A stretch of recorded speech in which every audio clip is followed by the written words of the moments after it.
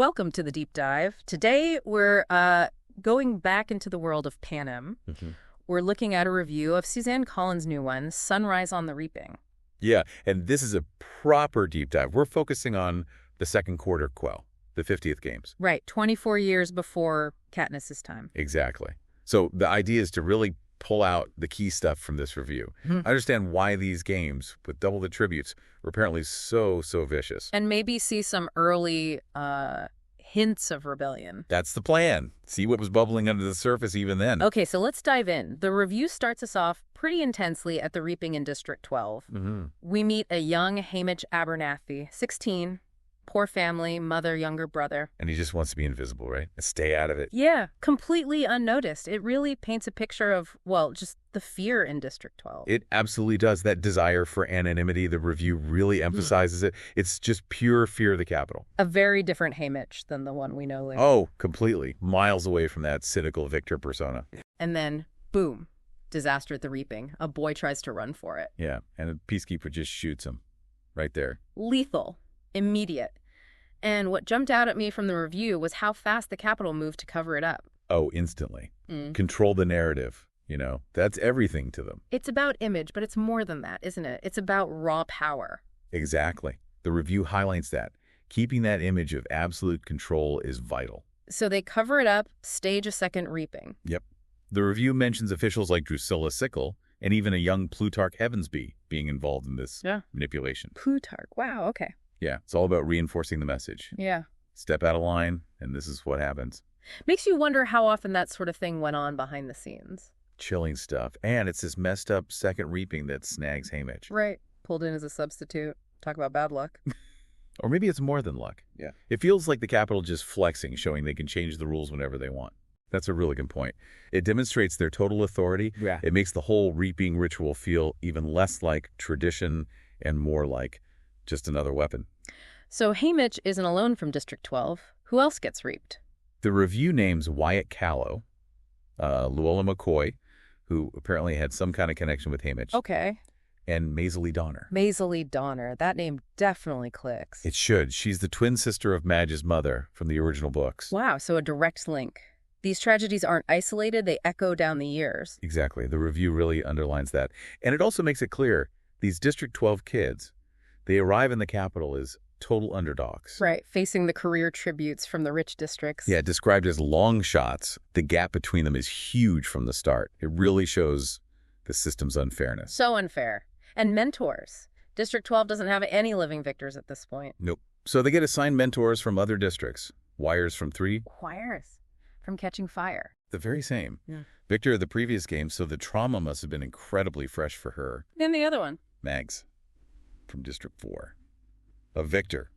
From way back. Decades earlier. What a contrast. Fresh trauma versus, like, decades of living with it. It sort of speaks to the long-term damage these games inflict, doesn't it? Yeah. And how that might affect mentoring. Definitely. Now, Hamish, despite everything, the review says he puts on this defiant act during the interview. He does, which seems incredibly risky. Right. A D12 tribute. No chance of sponsors, you'd think. Why do it? Massive risk. Yeah. But maybe. Maybe it's a refusal to just be a piece in their game. A flicker of defiance. Like reclaiming some tiny bit of control. Maybe. Or just pure anger at the injustice, like you said before about the boy being shot. Yeah. Hard not to feel rage. Yeah. And then things get really interesting. He connects with BT. The victor from District 3, whose son, Ampert, was reaped, like as a punishment. A punishment, wow. Yeah. And they share this goal, right? Sabotage the arena. That's huge. A real seed of resistance. Absolutely pivotal. Beatty's brains, Hamish's desperation. It's a potent mix. And the review hints Plutarch Heavensby is kind of quietly supporting this, even back then. Subtly, yeah. Like maybe nudging things along. It suggests his rebellion wasn't sudden later on, but something brewing for a long time. Deep cover from the start. Fascinating. Okay. The review also touches on Hamish's life before the games. His girlfriend, Lenore Dove. Yes, and she's part of the covey, connected to Lucy Greybeard. Whoa, okay. So it ties all the way back to Ballad of Songbirds and Snakes. It really roots this story in District 12's history, doesn't it? That whole legacy of music and defiance and loss. And the review mentions their farewell. Heartbreaking, I imagine. Yeah, underlining what he's leaving behind, what he might be fighting for. And he makes her a promise. a dangerous one. To blow up the arena's water tank from the inside. Explosives. Yeah. That's incredibly bold for a 16-year-old tribute. It really shows his character, though. That willingness to risk it all, not just to survive, but to maybe break the whole system. For her, maybe. Maybe. So the arena, describe it. Classic game setup, according to the review.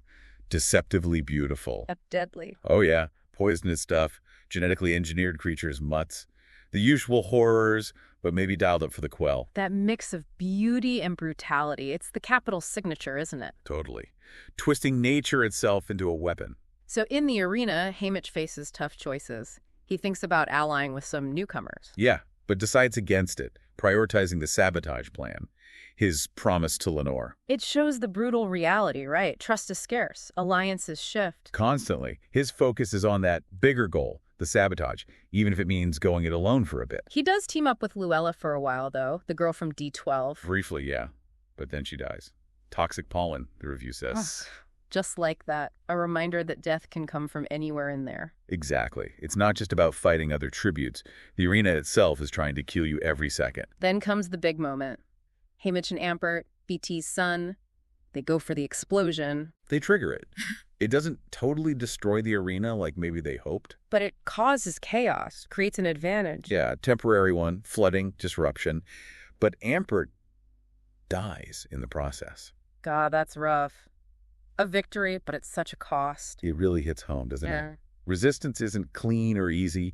It demands sacrifice. Later, Haymitch is in trouble with the careers, and Maisley Donner saves him. She does, with a poisonous dart, apparently. And that brings them back together. A District 12 alliance, rekindled in the thick of it. Yeah, the review suggests it becomes something more than just strategy, a real bond. They find a power generator, protected by a force field. Right. And they decide to split up to try and disable it. A gamble. A bad gamble, it sounds like. Devastatingly bad. Maisley gets killed by mutations, and a career tribute with her, Murat. As punishment for messing with the game makers earlier. Seems like it. The review frames it as the game makers reasserting control. Absolutely ruthless. So Haymitch is alone again. He finds the last newcomer tribute, Welly. Only to find him dead. Murdered by Silka, the District 1 tribute. Just relentless violence. Kill or be killed. That's the core of it. Silka doing what she thinks she needs to do to survive. And the final fight is Haymitch versus Silka, near a cliff. Yep. And it ends, weirdly. Her own weapon bounces off the force field and kills her. Seriously, off the force field. That's what the review says. Almost darkly funny, in a grim way.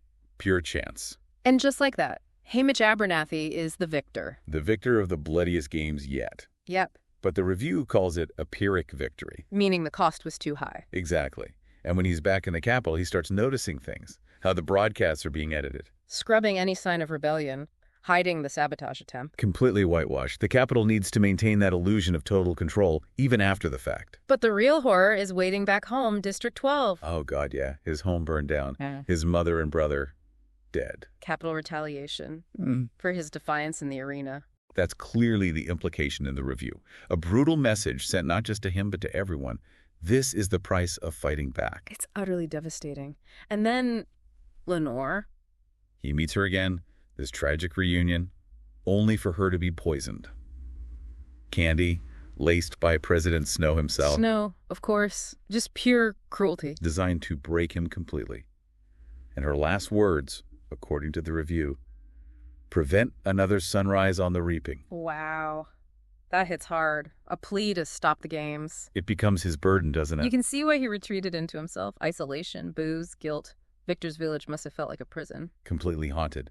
But the review ends on this tiny, tiny note of, maybe not hope, but future resistance. Plutarch again. Yeah, during the victory tour. Subtle words of encouragement. Planting a seed, maybe? The fight isn't over. Just keeping that flicker alive. Mm-hmm. So, wrapping this up, this deep dive into the review really paints a picture of, well, just how savage that second quarter quell was. Unbelievably savage. Yeah. But also those first little sparks of defiance. People pushing back, even in small ways. And the personal cost, what it did to Haymitch, it sets up everything we know about him later. Absolutely. The review really connects the dots.